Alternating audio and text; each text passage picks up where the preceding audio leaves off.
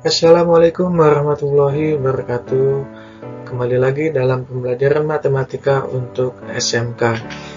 Nah, bahasan kita kali ini adalah vektor dalam ruang atau dimensi 3 tentang menerapkan konsep vektor pada bangun ruang.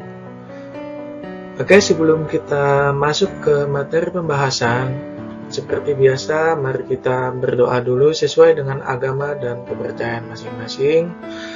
Semoga kegiatan pembelajaran kita mendapatkan manfaat dan keberkahan. Oke, berdoa dipersilahkan.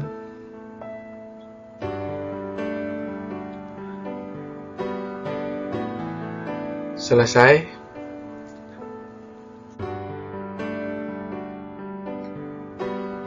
Sebelum kita mulai, ini ada kompetensi dasar dan tujuan pembelajaran yang akan kita capai setelah mengikuti kegiatan pembelajaran ini.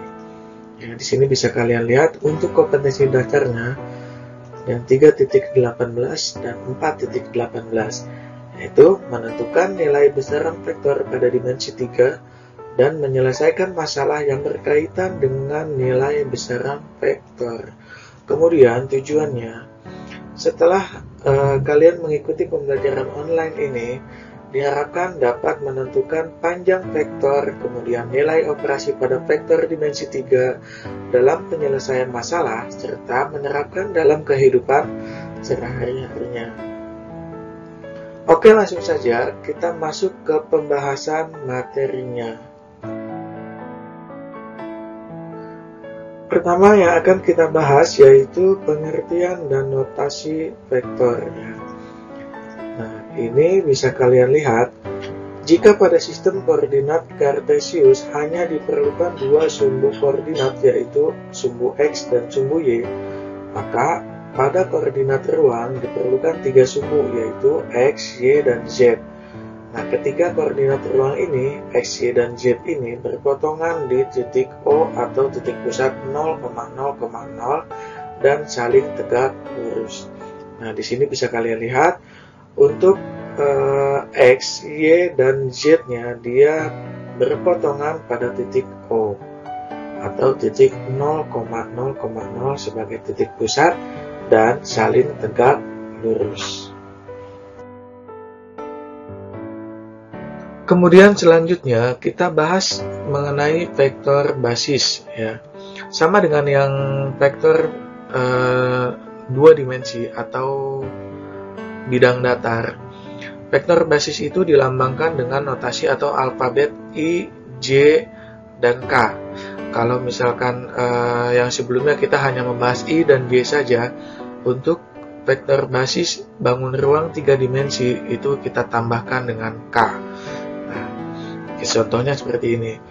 Untuk I sama dengan dalam vektor satuannya yaitu 1, 0, 0. Kemudian yang J 0, 1, 0 dan K 0, 0, 1. Misalnya di sini ada contoh, diketahui vektor A 2, 5, 1. Maka komponen vektor yang searah dengan sumbu X adalah 2. Kemudian yang searah dengan sumbu Y yaitu 5, dan terakhir yang dengan sumbu Z yaitu 1.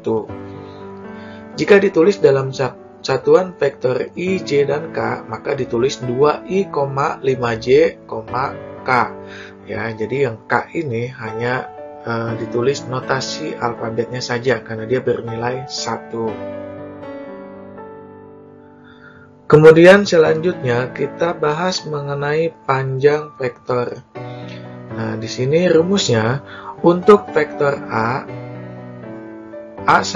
A2, dan A3, atau jika ditulis dalam vektor basisnya A1I ditambah A2J ditambah A3K, maka rumus untuk panjang vektornya yaitu akar A1 pangkat 2 ditambah A2 pangkat 2 ditambah A3 pangkat 2. Nah, contoh soalnya bisa kalian lihat. Di sini ada contoh, tentukan panjang vektor A. Untuk vektor A-nya 7, 4, dan 4. Nah, kita tinggal memasukkan ke dalam rumus yang tadi. Maka akar 7 pangkat 2 kemudian ditambah akar 4 pangkat 2 ditambah akar 4 pangkat 2. Hasilnya adalah akar 49 ditambah 16 ditambah 16. Hasilnya adalah akar 81. Nah, akar 81 itu adalah 9. Nah, udah ya. Kemudian selanjutnya kita bahas mengenai operasi penjumlahan. Nah, ini juga masih sama dengan yang sebelumnya. Rumusnya tidak jauh beda ya. Jika A sama dengan A1, A2, A3 dan B-nya B1, B2, dan B3, maka A ditambah B atau vektor A ditambah vektor B, yaitu A1 ditambah B1, A2 ditambah B2, dan A3 ditambah B3. Contohnya, diketahui vektor A 3, 4, 9, dan vektor B yaitu min 2, 5, 1. Maka A ditambah B, vektor A ditambah vektor B yaitu, nah di sini bisa kalian lihat 3 ditambah min 2, kemudian 4 ditambah 5, kemudian 9 ditambah 1. Nah 3 ditambah min 2 itu hasilnya adalah 1. Kemudian 4 ditambah 5 yaitu 9. Dan terakhir 9 ditambah 1 yaitu 10. Selanjutnya operasi pengurangan. Nah, rumusnya sama dengan penjumlahan, hanya beda notasi hitungnya saja. Ya, ini masih sama dengan yang sebelumnya, hanya beda untuk tadi penjumlahan, ini pengurangan. Contohnya juga bisa kalian lihat. Nah, di sini diketahui vektor A 10, 4, 3 dan vektor B 5, min 2, 6. Maka A dikurang B.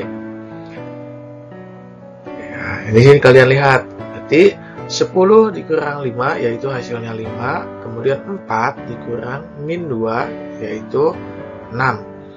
Selanjutnya 3 dikurang 6, hasilnya adalah min 3.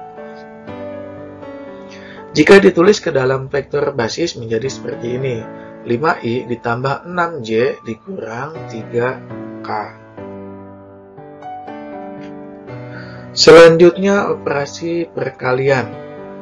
Nah, jika A sama dengan A1, A2, A3 dan vektor B, B1, B2, B3, maka rumusnya A dikali B atau vektor A dikali vektor B hanya tinggal mengalihkan untuk A1 dikali B1, A2 dikali B2, dan A3 dikali B3. Nah, contohnya juga kalian lihat. Diketahui vektor A 10, 4, 3 dan vektor B-nya 5, min 2, 6. Maka vektor A dikali vektor B sama dengan 10 dikali 5 sama dengan 50. Kemudian 4 dikali min 2 sama dengan min 8. Dan 3 dikali 6, maka hasilnya 18. Kemudian tinggal kita susun 50 dikurang 8 ditambah 18.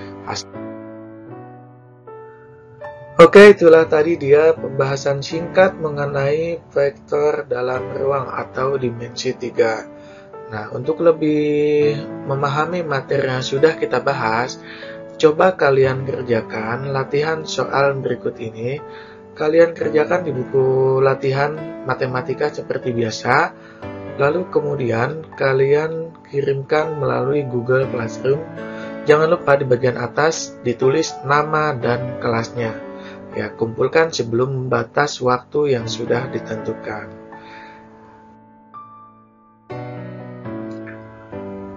Oke, pembahasan kita sudah selesai.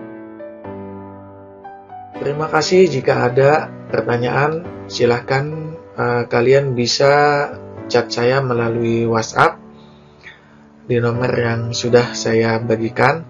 Terima kasih. Assalamualaikum warahmatullahi wabarakatuh.